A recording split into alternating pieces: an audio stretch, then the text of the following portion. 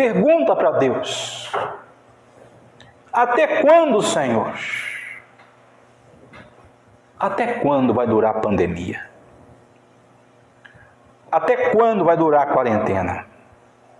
Nós podemos perguntar para Deus. Podemos clamar ao Senhor: até quando, Senhor, vai durar a minha dor? E Davi fala aqui: até quando, Senhor, esquecer-te-ás de mim para sempre?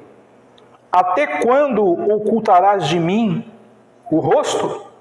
Até quando estarei eu relutando dentro de minha alma, com tristeza no coração, cada dia? Até quando se erguerá contra mim o meu inimigo? Se você observou aí, a expressão até quando se repete uma vez, 2, 3, 4 vezes. Até quando, Senhor? Davi estava deprimido. Davi, homem, segundo o coração de Deus, foi acometido por uma depressão. Justa depressão. Devido à opressão, à injustiça do seu inimigo, no caso aqui. Não falei, os irmãos, que nos Salmos encontramos sempre um crente e alguém causando mal a esse crente? Davi fala aqui: até quando estarei relutando dentro do meu coração com tristeza? Mas a tristeza que Davi estava enfrentando tinha uma causa externa. Não era um descontentamento, não era murmuração, não era a depressão, fruto de inveja. Você sabia que tem pessoas que ficam deprimidas por causa de inveja? Você sabia que tem depressão que acontece por causa de orgulho, por causa de vaidade? A pessoa não consegue ter o que a outra tem, ela fica triste ao ponto de ficar deprimida. Isso é descontentamento, e o descontentamento também é pecado. O apóstolo Paulo fala o seguinte, um versículo que eu amo: aprendi a viver e a estar contente em toda e qualquer situação.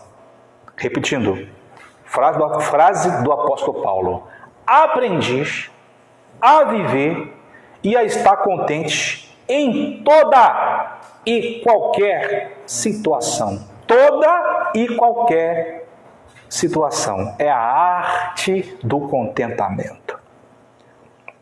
Mas hoje, irmãos e irmãs, a maioria das depressões é devido à fonte, é uma fonte geralmente interna, porque a pessoa, por não ter nos lábios a gratidão e o louvor a Deus, ela começa a murmurar, a reclamar, está descontente da vida, do casamento, dos filhos, da situação, do trabalho, da igreja, e vai juntando muita coisa, e nasce uma depressão, uma tristeza pequena, que vai tornando-se crônica, até explodir uma depressão, que não é um fator externo, é um fator interno, dentro do coração da pessoa.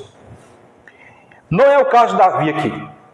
Davi está enfrentando uma depressão, uma tristeza ocasionada por alguém.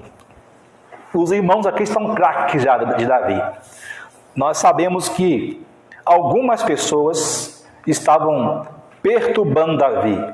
Os irmãos se lembram do sogro, Saul, que queria matá-lo, os inimigos filisteus, que Davi sempre lutava, o filho Absalão, que queria matá-lo uma vez, e muitos problemas. Os irmãos de Davi, que no começo duvidaram da unção dele. Davi, ele foi escolhido por Deus, pelo profeta Samuel, e tinha irmãos muito mais capacitados do que ele. Davi era o caçula. Davi, humanamente falando, não tinha condições de ser rei, porque era um menino simpático, não era bonito, não tinha habilidades, mas Davi foi escolhido por Deus. E Deus resolveu derramar em Davi a sua graça e a sua misericórdia. E os irmãos de Davi, que eram soldados preparados, Deus os rejeitou. Então, os irmãos de Davi viviam ao mando dele. viviam zombando de Davi e do chamado dele. E tudo isso, irmãos, gera no coração uma tristeza. Mas Davi sempre permaneceu firme. Era um homem sensível, era um homem segundo o coração de Deus, não porque Davi era perfeito, mas porque Davi fazia sempre a vontade de Deus e se arrependia. Tinha uma aliança com o Senhor, uma aliança com Deus. Ele pergunta: até quando, Senhor, vai durar isso? Até quando? Até quando? Até quando? E ele, no final do verso 2, ele fala o motivo da sua tristeza, o agente externo que estava causando essa perturbação. E ele fala: até quando se erguerá contra mim o meu inimigo? Olha aí, era um inimigo que se ergueu contra Davi, na linguagem dos crentes, né? Uma pessoa que se levantou contra Davi, estava pegando no pé dele, o perturbando, o afligindo, e, bem provável, alguém da família. Alguém do seu seio familiar. Dói muito mais. Dói muito mais quando o ente querido da gente se ergue contra nós, nos perturba, nos atrapalha. Então é uma dor muito mais doída. E Davi fala aqui, perguntando ao Senhor: Senhor, até quando vai durar isso? Até quando? Então, irmãos, aqui repetindo, no verso 1, você que chegou agora, estamos vendo o Salmo 13. No verso 1, ele pergunta a Deus: até quando, Senhor? Até quando? 2, até quando? E 2c, até quando se erguerá contra mim o meu inimigo? Não é, irmãos e irmãs, um inimigo imaginário. Outro problema, eu falei que a depressão, a maioria dela, é por questão interna, ou seja, não há uma conversão verdadeira, há um descontentamento com Deus, pecado não confessado, orgulho, vaidade, descontentamento, murmuração, tudo isso leva à depressão. E há também, irmãos, inimigos imaginários. O que é isso? A pessoa passa a ver inimigo por todos os lados. Todo mundo agora é meu inimigo. Todo mundo. Então, olha, é também um problema, chamada paranoia, né? A pessoa fica vendo coisa onde não tem. Né? Todo mundo agora está rindo de mim. Você vai num lugar, vê um grupinho de pessoas, estão rindo de mim. Tô falando, você fica uma pessoa cismada. Tudo que fala de você, e tem gente que acaba ouvindo até vozes, tem que ser tratada, irmãos, com um psiquiatra, porque a pessoa passa a ouvir vozes, né?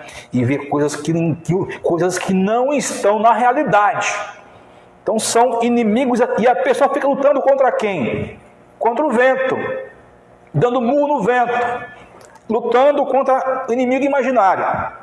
É um grande problema e muitas pessoas enfrentam este problema. A pessoa fica armada, tensa, o tempo todo tensa, vendo inimigo por todos os lados. Nós que somos crentes sabemos que temos inimigos, mas sabemos também que temos um Senhor, o nosso Deus que tem cuidado de nós. Somos guardados pelo Senhor e Cristo fala que nele nós somos mais que vencedores. Não somos imprudentes, não procuramos guerras que não são nossas, mas cremos que toda guerra que virá, cremos que todo inimigo que se levantar contra nós, já o vencemos pela fé em nome de Jesus.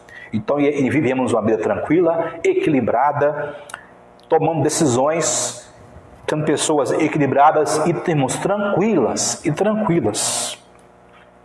Davi fala no versículo 3: atenta para mim, responde-me, Senhor, Deus meu, ilumina-me os olhos, para que eu não durma o sono da morte. Geralmente a pessoa, quando fica muito deprimida, ela fica muito triste, ela começa a se desconectar da realidade, ela passa a criar um mundo interno para si, e ela passa a não querer mais interagir com o mundo externo. Só fica dentro de si, se autodestruindo, se autoflagelando. E tem pessoas que se automutilam. O que é a automutilação? Geralmente, mais com adolescentes e crianças acontece isso. A pessoa se corta o cabelo, ou corta o braço, se fere, né? Ou come parte do corpo, né? E às vezes um tique, ficar roendo muita unha, comendo o dedo. Então, são formas de ansiedade, né? Que pode virar algo crônico, meus irmãos. Muito perigoso isso, não é? E pode levar a pessoa até o grau mais elevado de depressão, é quando a pessoa fica na cama e não levanta mais. Hoje em dia tem remédios, né? Mas antigamente não tinha não. Havia casos de depressão que a pessoa ficava na cama deitada, perdia totalmente a vontade de comer, de levantar, de falar, ficava pro canto, irmãos, olhando para a parede. Já vi muitos casos. A pessoa, adolescentes, jovens, pessoas idosas, né? A pessoa fica na cama encolhidinha, igual um bebezinho, só olhando para a parede. E naquele tempo muitos morriam, né? Porque não tinha medicação. Hoje tem medicação. A medicação dá para a pessoa um ânimo para ela levantar e tocar a vida. E tem gente que tem que tomar remédio para sempre. Porque se ficar sem esse remédio, a pessoa se prostra e, meus irmãos, só Jesus. Né? E Davi, ele pede a Deus para que ele não venha dormir o sono da morte. E temos que despertar. Porque o Senhor fala para nós, desperta, ó tu que dormes, porque o Senhor resplandecerá sobre nós a luz dele. A luz de Deus, ela resplandece sobre nós, a luz do Evangelho. Irmãos, nós temos momentos de tristeza, nós estamos imunes, nós estamos isentos, blindados contra a tristeza.